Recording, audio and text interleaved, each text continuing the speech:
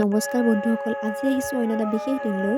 ৯৪ সংখ্যক শ্ৰীমন্ত শংকৰদেৱ সংঘৰ যি অধিৱেশন অনুষ্ঠিত হৈছিল যোৰহাটত, তালৈ মই আৰু মোৰ খুৰী গৈছিলোঁ। এইদৰে আমি ছেকেণ্ডখন গেটতে নামি আগবাঢ়িছিলোঁ। এয়া দেখিছে প্ৰশাসন ব্যৱস্থাকে আদি কৰি গাড়ী পাৰ্কিঙৰ ব্যৱস্থাৰ পৰা সকলোখিনি কিমান ধুনীয়াকৈ নীতি নিয়মেৰে ইয়াত চলাই নিয়া হৈছে আৰু ইয়াত দেখিছে চাৰিওফালে কেৱল হৰি নামৰ ধ্বনি, কেৱল মহাপুৰুষ শ্ৰীমন্ত শংকৰদেৱ গুৰুজনাৰ গুণেই ইয়াত মুখাৰিত হৈ আছে। আৰু আমি মূল মঞ্চৰ ফালে আগবাঢ়িছিলোঁ। ইয়াতে মূল বক্তাসকলে তেওঁলোকৰ নিজৰ নিজৰ কিতাপ উন্মোচনৰ পৰা আদি কৰি সকলোখিনি মূল কথা ইয়াতে অনুষ্ঠিত হৈছিলে।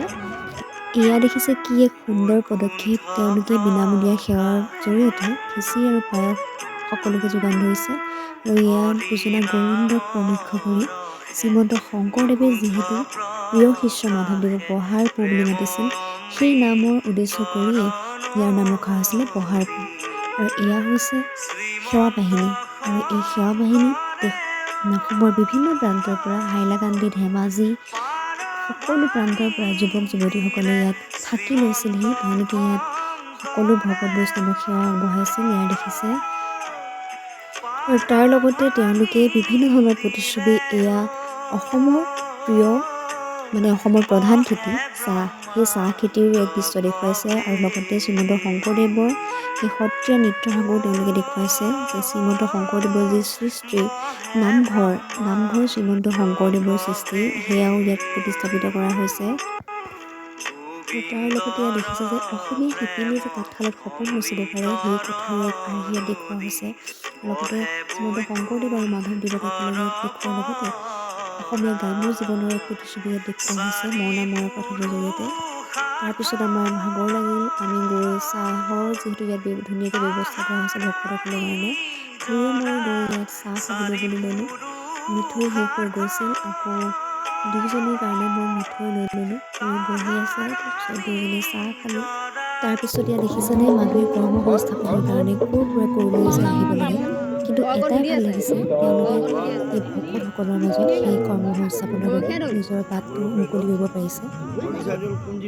যোৰহাট মোৰ ঘৰ বাক্সা জিলা। তাৰপিছত আমি ওলালোঁ বাণিজ্য মেলাৰ ফালে। বাণিজ্য মেলা যিহেতু অসমৰ বিভিন্ন প্ৰান্তৰ পৰা বহুতো মানুহে আহি ইয়াত নিজৰ কৰ্ম সংস্থাপনৰ বাবে বাট মুকলি কৰিছে। আৰু সেয়া দেখিছে বৰমাই মই পিছে পিছে গৈছোঁ। বহুতখিনি বস্তু ইয়াত পোৱা গৈছে, নিজ হাতেৰে নিৰ্মিত কৰা সকলো শিল্পীৰ যি প্ৰতিভা ইয়াত প্ৰকাশিত হৈছে।